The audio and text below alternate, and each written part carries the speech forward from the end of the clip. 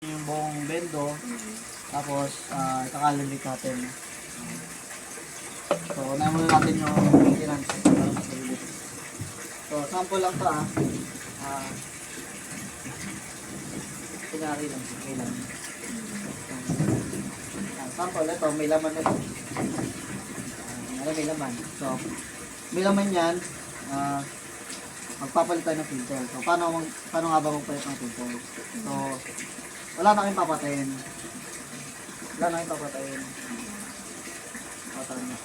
Or, maganda para hindi walang continuity ng tubig, hindi tumuloy-tuloy yung tubig kasi minsan pag tuloy-tuloy yung tubig, natatakan-tatakan. So, ito na lang gawin natin. So, papatayin natin yung tubig. Ito yung patay. Dito. Ito. Yan. Ganun lang. Yes, so, pag naka-close ma'am, sabihin sa kayo. Kapag naka-align sa pipeline, yung nakaganyan, naka-align. So, pagka patay, close. Okay. So, pag napatay na, pwede natin siya palitan. Depende na lang sa inyo kung saan kayo ipapalo. Pag pinatay. Para hindi tayo matarata. Kasi pagka tuloy-tuloy tubig, natataranta tayo. So, bali yun. Wala na tubig, diba? Napatay na natin. So, wala namang pressure to, wala na kayo standby na pressure yan. Kaya hindi na natin kailangan, ito kasi ang tawag dito, bleeder. Okay, so yung malalaman kung may pressure siya. No? Okay, so, yan. Hindi mo naman kailangan yan i-bleed. Gawin mo lang, patay mo lang, and then, pwede ka na magpalit. Okay? So, paano nga ba magpalit? Ito yung housing niya, so dalawang filter lang naman yan. Hanggang lang siya. Kuha ko mo siya dito. Pag gano'n, no, dalawa na lang dito kasi ito lang ng babag sa kanya. So, first lang naman yun. Alali lang. So, ang ikot niya, clockwise. Okay? Makaliwa yung tulak. So, pagpapalitan niyo na siya, 3 months, sabay na sila. No? So, yan, patanggalin na yan.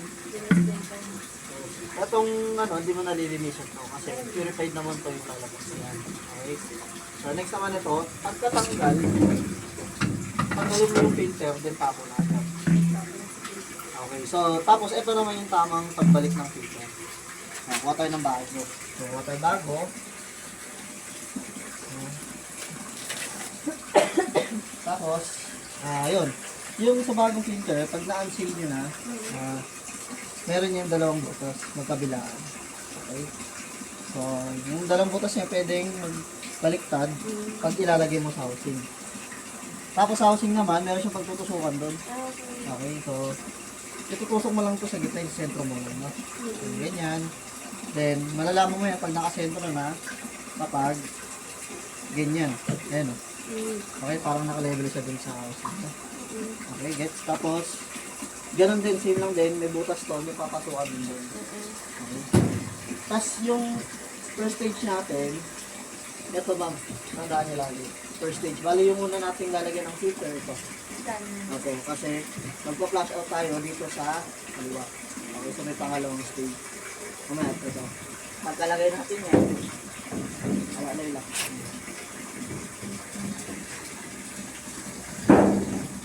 Kailangan dito.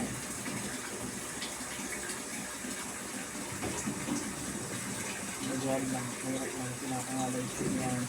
So, ito, higpit kamay lang to. Sa pagka itatanggal kayo ng filter, meron niyang O-ring. Yan, ano yan, pagka tinanggal mo yan, huwag mo kakalimutan i-check yan. Lagi mo i-check. Pag wala yan, tatagas po yan. No? O-ring. O-ring. Yung rubber. Rubber. Okay, so, ito, pag dinikpitan, higpit kamay lang yan. Para sa susunod na palit mo, kaya mo ulit isang kamay lang. No? So, isang kamay lang yung kaya lang ng kamay. Kasi may rubber na kami.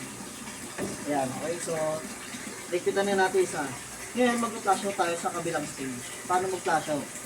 Pabulog ka lang kahit at least 20 dito. No? Kuha tayo ng second po na lang. Pero 20 yun mga. Kasi hindi pa nakakalibrate yun.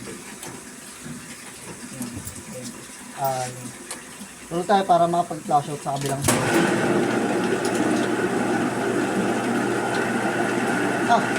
Wala lang. Naka-close. Tapos, yun. Nalimutan na. Yun lang, tulog na. Yan, okay. So, open natin. Tapos, Flash out sa kabila. tapos, open. Then, kailangan may motor para makapag-flash out sa kabila, no?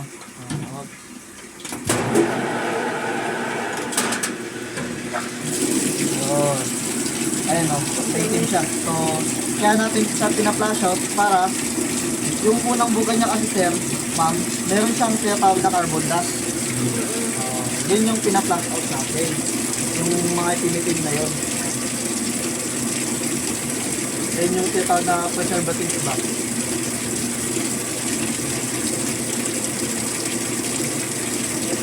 Antay lang natin mabos yung oras, then next naman natin, sir, no? Ready po. Ayun. Mga ilang kuwan yan? Mga ilang minuto? Hindi. Ay, lang yun. Basta matapos mo yung 20 pesos. Ah, Dahil meron ko. So, pagaling yung medyo mo.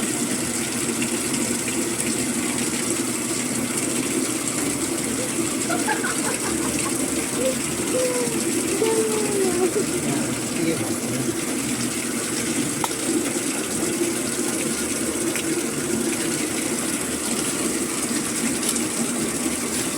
Yan, 100 pesos lang.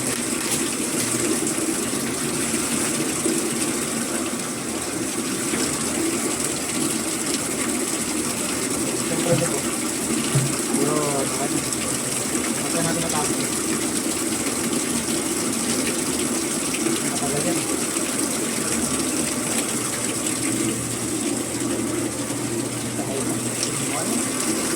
Yan din, hindi pa nakalibrate eh. So, matagal talaga yan. Okay, pag natapos mo na yung 20 pesos, saka mo siya nakakangalay lang talaga siya. Nakayuko eh. Sige po. Yan. Sige po. Yun, okay. Yun. relax lang, relax. Relax ha. Ayan. Ayan. Ayan. Sige, dyan. Hindi mo naiikot. Yun, Ayan, okay. pumasok na. Ayan, okay. Tapos ipit kamay lang po siya. Yung kaya ng kamay niyo. Yung kaya ng person. Sige, sige. Ika. Matibay ba yan? Parang mababaklas ah. Ano lang yan, yung Nau rubber. nauga eh. Sige, sige. Hindi, yan yung kanyang Oo, pinipitan. sinadya yan, sir. Sadyan Kasi talaga pagka na... yung hindi nagpo-play yan, Ah. luluwag yung mga ganyan niya, yung mga joiner niya. Nagkukos yun ng leakage. Ah, okay. Okay. Hmm. That's all. So, yun, okay na. Makikita natin kung may leak yan, kung matibay ba yung pagkakaroon niya. Ngayon, mag-flash out tayo. Saan tayo mag-flash out? Ang tanong. Wala na, di ba? So, dito tayo mag-flash out. Sa finished product. So, watawag tayo ng sabihin natin 20 ulit, no? Or sabihin natin mas maganda yan, 2 20 ang ihulog natin. Pagka last stage. No? Para mas malinis yung tubig na ibebenta natin. Doon pa 3 months naman yan. So, sulit na yun. Ayan, okay, so,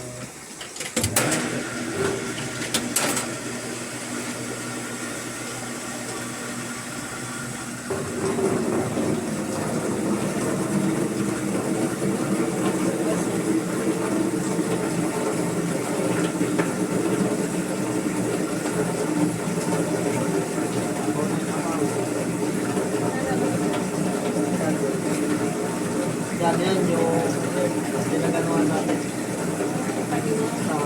Malalaman mo pagka pinunasan natin yan. Malalaman natin maybe.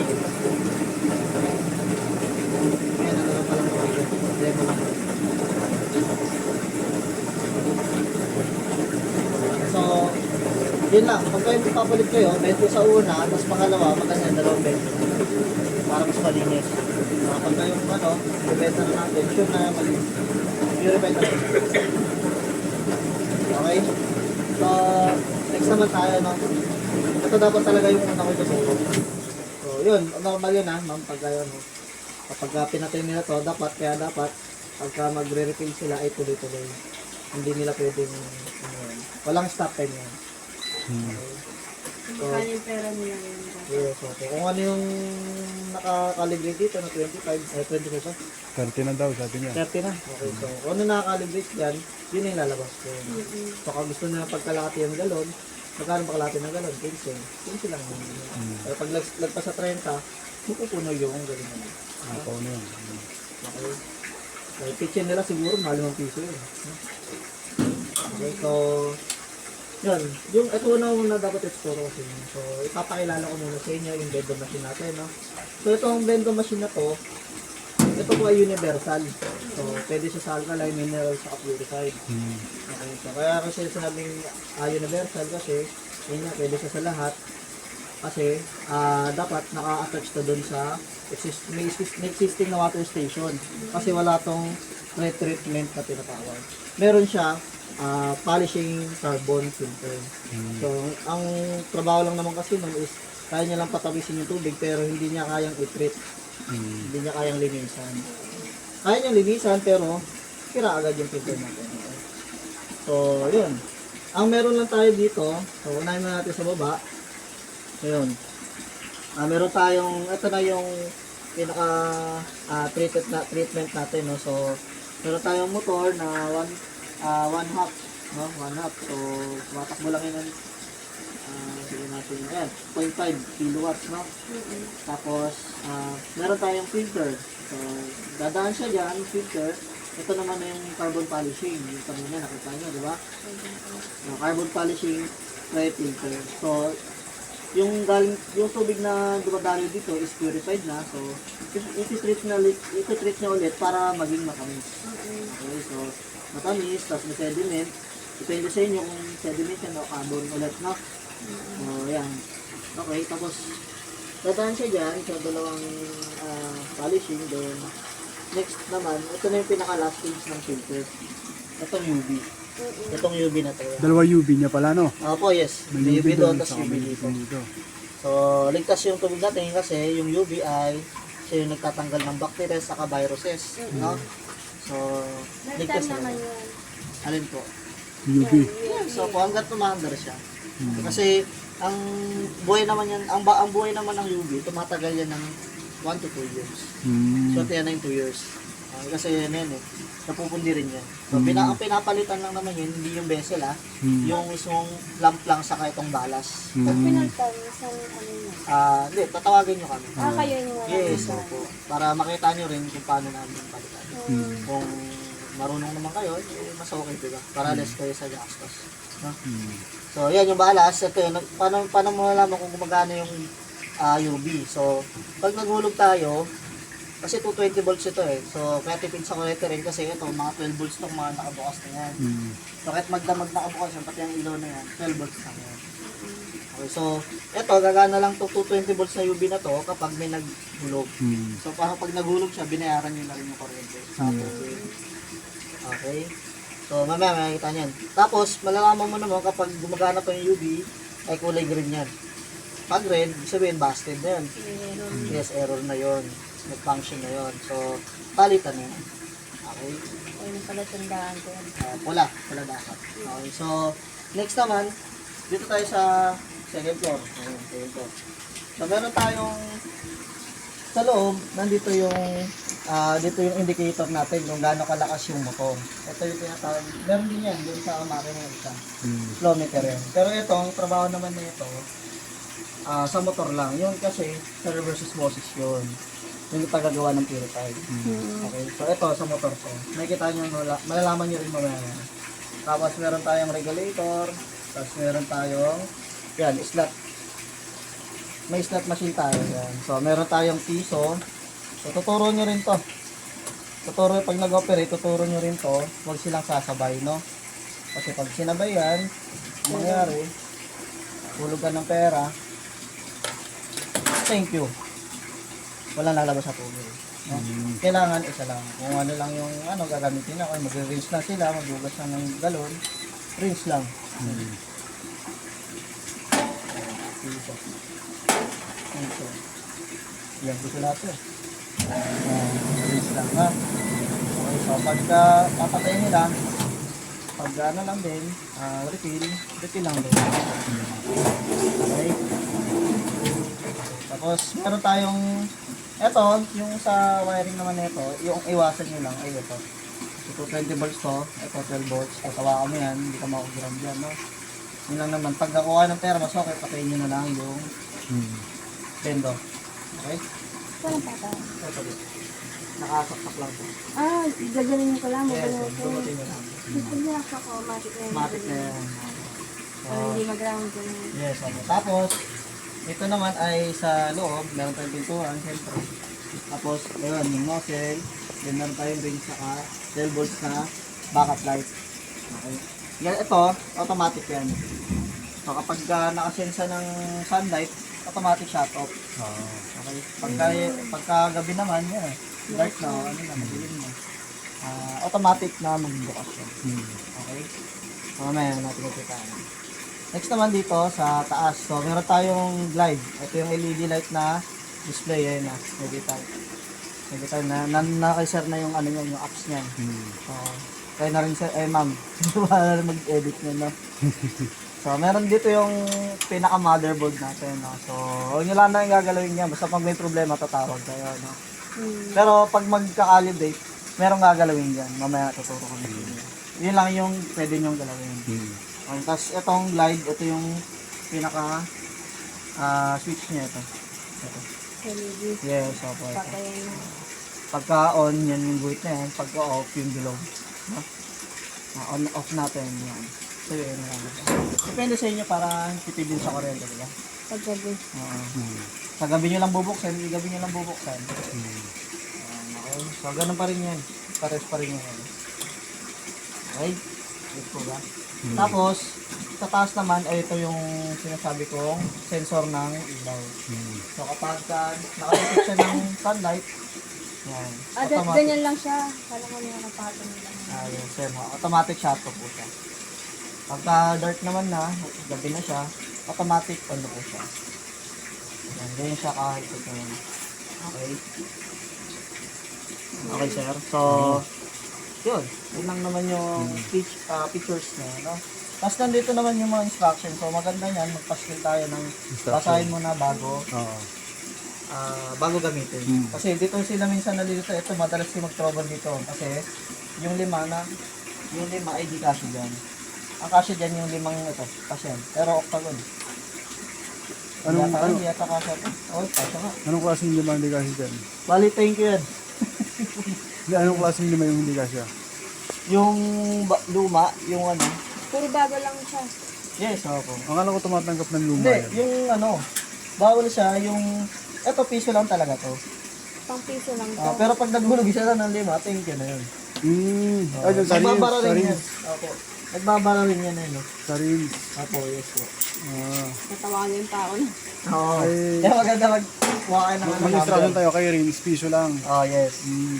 Kaya sabi ko sa inyo, magbasa mo na ng Kay Rins. instruction. bago I mean, rin. kay Rins, ilang piso ang para mga paghugas? Bali, eto, depende sa tao eh. Pwede natin i-calibrate din yan. Calibate natin 3 seconds. Oo, pwede. Para yung purified na ano lang. Baka may pag di naman yan, dyan sila mag-refill. Lagyan Oo, nila kaya. was yan. Baliktad ano. Di ba? 3 seconds lang, di ba? May dalang ano. Ito lang host. Kadalang host, dyan na mag-refill. Mas marami dyan. Di ba? Yan lang, 3 seconds lang. Tapos pag gusto nila mas malinis, didagdagan nyo nyo. Pagka niluwagan na lima, salamat. Di ba? Yun na lang yun. So, yun. Tanong pa? Wala lang. Wala naman, okay lang. So, doon naman tayo sa calibration. So, sa calibration naman, nakuha tayo ng lalim. Yun. Sorry, huwag naman piso. Nakatakbo yung Hindi. Piso seconds yun. okay. 3 seconds lang yun. Piso. So, sa calibration, magkano 30 man? No? Oo, 30. Sa calibration, ito, swerte yan, tambahan lang to. Wala talagang ano to. Yung makaka-calibrate mo agad. So, kuha tayo ng mga pera. Ito. Buti yun yung iba. Pero universal to Pwede yan kahit ano. Ito rin, lumabagong piso. Ito kahit ano to. Yun. Ang tatanggapin yan, 20 buo. Tatanggap siya ng 20 buo. Yes, opo. 20 Mm. yung buo. tatanggap yan. 10 pesos na po, tatanggap siya. Yes, opo. Ayan o, ito yung example niyan. So, may bago tayo sa aluma. No? So, try natin. Bali, pag magkakalibrate tayo, so, titignan muna natin yung lakas ng motor. Yung sinasabi ko sa inyo ito. So, yung bilang na ito, dito tayo bibilang. Sa mga technician kasi, yung pinakamabilis bilangin ay yung GPM. Kasi maliit na number lang siya. No? Pag sa LPM kasi, liters per minute, gallons per minute, liters per minute, ay mas maliit. Ayun, mas maliit siya. Ay, mas malaki pala. Siya na 18. So, ang mas madaling basahin ay yung maliit. No? 1, 2, 3, 4, 5. So, ganito lang magbasa niyan. Kapag ka, 0.5, di ba? 0.5. Tapos, pag yung 1, nasa gitna ng 2, yung bakal na to, yung bilangan nito, yung bakal na yun, nasa taas. Yung tuktok ng bakal po, yung bilangan yan. Ayan. So, pag tumaas yan, tumaas. Bali yung tapos tumaas siya. Nasa gitna siya ng 2 sa 3, ang basa yun ay 2.5. So, bawat parang ganito, isang ganito ay 2, 4, 6, 8, 10. Ganun, yung isang guhit. Okay? Get mo ba? Yan, so sabihin natin nandito sa gitna, 2.3, 2.8, plus 3, 3.5, 3.3 or 2, plus 3.9, 3.8, 4 or 4 pala 4 GPM. Basta GPM lang tayo, no? Okay. Diba? Tapos, ngayon, tulog tayo. Save, ito pa pala. Sorry. Bali, patay muna natin yan. So, ito kasing coin slot na to, yung dalawa na to, ay may dalawang timer. So, bawat isang timer ay isang coin slot. So, pag pinindot na